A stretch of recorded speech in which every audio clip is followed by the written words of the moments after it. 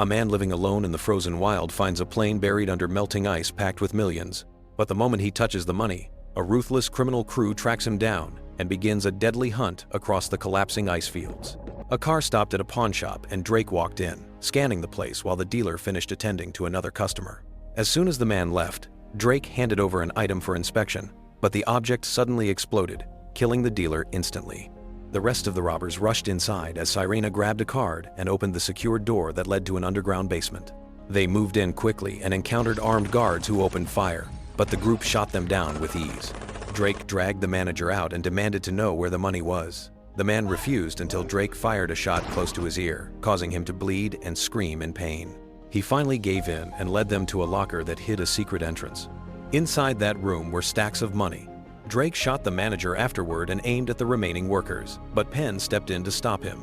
As soon as Penn walked away, Drake threw a bomb inside the room and locked the door, letting the explosion kill everyone inside. They gathered outside while waiting for their boss, Rollins. When Rollins arrived, he told them to stay hidden for a while and that they would share the money later.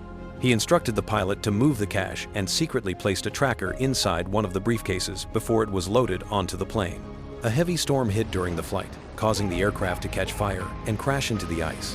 5 months on, the crashed airplane remains untraceable. Harlan, who lived off the land, woke up and looked at his wife's picture before warming himself by a fire and eating. He went out to check his traps, caught some fish, and then noticed a hand frozen in the ice. He broke through the surface and found a dead man along with a hole that held a briefcase. He pulled it out, opened it, saw piles of cash inside, and later discovered the crashed plane beneath the water. Ani, a sheriff, prepared for work and told her mother to take care of her feverish daughter before getting into her truck and driving off.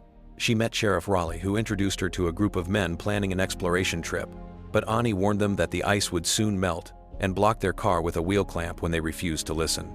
They argued until Raleigh calmed them down, reminding them that Ani was doing her job to keep them safe. Penn, now a priest, was preaching in church when he noticed Drake standing by the door. After service, Drake approached him and explained that they had tracked the briefcase to this region and that the money amounted to $20 million. They needed Penn because he was a native who understood the ice better than anyone. Drake threatened him as Serena and Alice stepped forward, and Penn reluctantly followed him to the car. Ani headed home while Penn studied the water and warned that the ice had only 10 hours before it would start melting. Ani then spotted an elderly man with a truck stuck in the ice and offered to pull him out. That was when she met Harlan. The old man explained that Harlan lived off the land and was looking for his wife. As Harlan walked by, he greeted her, but she stopped him and checked his belongings. He claimed he had only fishnets, yet Ani spotted the briefcase and opened it, finding the money inside. When she asked where he found it, he said he took it from the ice. She drew her gun, ordered him to drop his backpack, searched him, took his knife, cuffed his hands, and secured both the bag and the briefcase in her truck before calling Raleigh to request backup. Drake and his group soon arrived. Drake announced that Ani had something that belonged to them, but she denied it. He forced everyone to kneel while Penn tried to prevent violence. Drake told Penn to search the truck, and Penn found the briefcase, explaining that only one case was there. Drake demanded to know where the rest was. Ani insisted she had no idea. Drake locked the gun to her ear, but Harlan stood up and shoved him to the ground. Drake got up and aimed his gun at Harlan, but the old man opened fire, sparking a shootout. Ani rushed into her truck, but Serena fired at her. Serena shot the old man dead as Ani tried to drive away, only for the truck to get stuck. Harlan helped free the hook, and Ani sped off while he climbed into the back. Serena jumped inside and fought with them until Harlan shoved her with the briefcase, sending the case into the water as the money scattered beneath the ice. Drake regained consciousness and noticed that their tire had gone flat, so they contacted Dax and told him to head north. Ani asked Harlan if there was more money and if he was involved with the group, but Harlan explained there was a plane under the ice. Ani called Raleigh for backup, and he ordered her to head to Station 11. Head for Station 11. Her vehicle eventually broke down, and they had no choice but to continue on foot. Ani tied Harlan with a rope 15 feet apart for safety purposes as they moved forward. They fixed their tire and climbed into the vehicle. When they reached Ani's truck, Serena confirmed that the two were no longer there. Drake checked the distance with his binoculars and saw them walking across the ice, then told Alice to drive. As they moved forward, the ice cracked beneath them and trapped a tire. Alice tried to force it out, but the surface gave way and the car began to sink. Penn removed his belt and threw it to Alice so he could hold on while everyone linked hands to pull him out before he went under. They managed to save him, and Dax arrived soon after. They all got into the truck while Dax took the snowmobile to move ahead. Ani ran out of bullets and almost slipped into the breaking ice. Harlan told her they needed to head to his place. They ran as the ground split beneath their feet, falling and rising until they reached solid land. At his cabin, Harlan brought out a bow and an arrow, checked the condition of the weapon, and handed the bow to Ani. He gathered his traps and went outside to set them. Dax spotted them from afar and drove toward them. Harlan and Ani worked quickly to finish placing the trap. Dax fired at them, but his snowmobile hit the trap, throwing him forward while the snowmobile nearly collided with Harlan. Dax tried to reach his gun, but Harlan shot him in the leg with the arrow. Even injured, Dax managed to grab the weapon, yet Harlan knocked it away.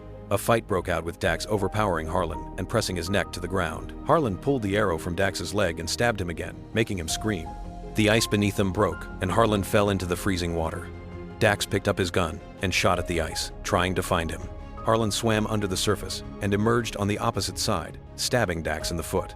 Dax turned to shoot, but Ani dropped a trap on his head, cutting into him and making him collapse as he bled out.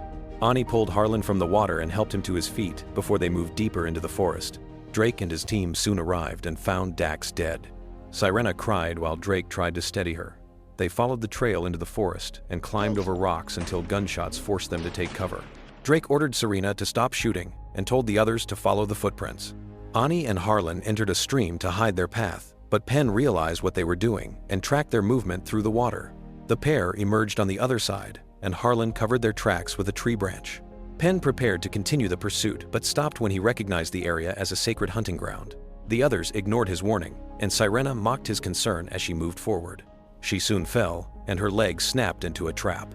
She screamed for help as the group pulled her free. Ani and Harlan slipped away while the others were distracted. They entered a cave and found a resting place.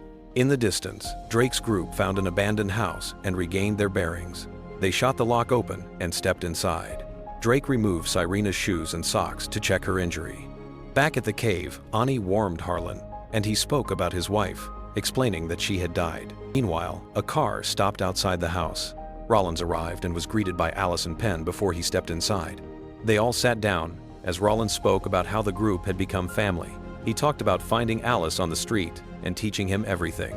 Rollins pulled out a handkerchief and revealed 3 severed fingers as he described coming there to steal the case. Alice panicked while Rollins continued, then revealed 2 more fingers and announced that Alice had planned the betrayal. Rollins stood, walked over to him, and stabbed him repeatedly before returning to his seat. Penn rushed to Alice, but he died moments later. Ani stayed awake during the night and kept watching while Harlan slept beside her. Before dawn, they were already moving again. They ran into Oz, who called Ani to speak with him. Harlan demanded to know what was happening. Ani explained that Oz had been hunting him because Harlan had taken his sister Mia and led her into drugs until she died. Harlan grew angry and said he and his wife had lost their child as a result. Ani told him to stop and explained to Oz that they were being chased and needed help. She told him Harlan was her prisoner. Oz warned that once everything was finished, he would come for Harlan, but for now he agreed to guide them.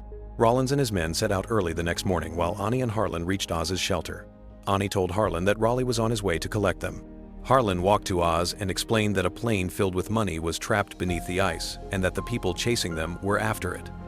He told Oz that he alone knew the location, yet he did not want the money. He offered it to Oz and his people, explaining that he was doing it for Mia. Oz refused the idea of being bought. Elsewhere, Rollins visited Penn and insisted that his faith demanded repentance and rebirth and that he no longer wanted his share of the money. Rollins rejected the idea. Soon after, Raleigh arrived. Annie told him Harlan was with her. Raleigh said backup was on the way and asked again for the location of the plane. Ani questioned how he even knew a plane existed since she had not told him. Raleigh insisted that he needed all the information, then admitted the money belonged to his partners, and they had offered him a percentage. Ani pushed him away, but he drew his gun, took her weapon, and ordered Harlan to follow. They were forced into the vehicle and driven away. Back at the methane fields, Penn stopped Drake from lighting a cigarette, warning the ground would ignite and kill them all. Rollins took his binoculars and confirmed that Ani and Harlan were inside the sheriff's car. During the drive, Harlan asked Raleigh why he intended to hand them over rather than retrieve the millions for himself. Raleigh hesitated, then agreed to consider it and demanded the location. Harlan said he needed Raleigh's word first and added that a tracker in his backpack held the coordinates. When Raleigh reached into the bag, his hand snapped into a small trap. He screamed from the pain and lost control of the wheel. The car skidded and crashed. Rollins saw the wreck from a distance. Harlan shattered the window and helped Ani climb out. Raleigh regained consciousness and aimed his gun at them before gunfire erupted behind him. Rollins and his team appeared, forcing Ani and Harlan to hide behind the wreck. Sirena climbed onto the roof to shoot. Harlan distracted her with his jacket, grabbed a gun, and shot her, but he was hit as well. Drake fired again, injuring Harlan further. Drake prepared to finish him, but Rollins stopped him. Rollins approached and demanded the plane's location. Harlan refused. Rollins ordered Penn to dispose of Ani. Penn refused and handed Rollins his gun, telling him to do it himself. Rollins reminded him of his past violence and claimed his faith would not allow him to walk away from this one, but Penn continued backing away. Rollins shot him. As Rollins prepared to shoot Ani, Penn used his remaining strength to shout his name, sparked a lighter, and threw it at Rollins. The methane ignited instantly. Fire raced across the ground and devoured everything in its path. Rollins screamed as the flames overtook him, and Penn collapsed. Ani and Harlan ran while Drake chased after them. Harlan lost track of Ani until he heard her voice echoing from inside a metal container. Drake held her hostage. Harlan entered and demanded her release. Drake claimed he would let them go once he knew the location of the plane. Ani warned Harlan not to say anything. Drake fired beside her ear, making her bleed and cry out in pain. He pulled her upward and prepared to shoot again, but she fought back. Drake threw her aside as Harlan attacked him. Drake overpowered him and demanded the location again. Harlan refused. Ani shoved a stack of canoes, knocking Drake back, and they ran. Drake fired as they escaped into the open. They hid while Drake searched for the area.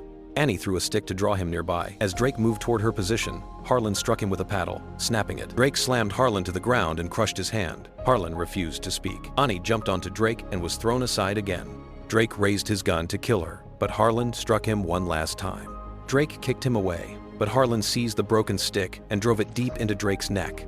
Drake stumbled backward and fell into the icy water. Later, Harlan submerged himself into the freezing lake as part of his people's ritual. Ani told Oz that Harlan had survived alone in the wild for 4 days. Oz answered that Harlan was fasting. Harlan entered a ceremonial room and was called for the ritual to begin. The memories of his wife returned as the elders completed the rites. The next morning, Ani approached Oz and asked whether Harlan had given him the money, but Oz responded only with a poetic phrase. Ani stepped outside and saw her daughter standing with Harlan.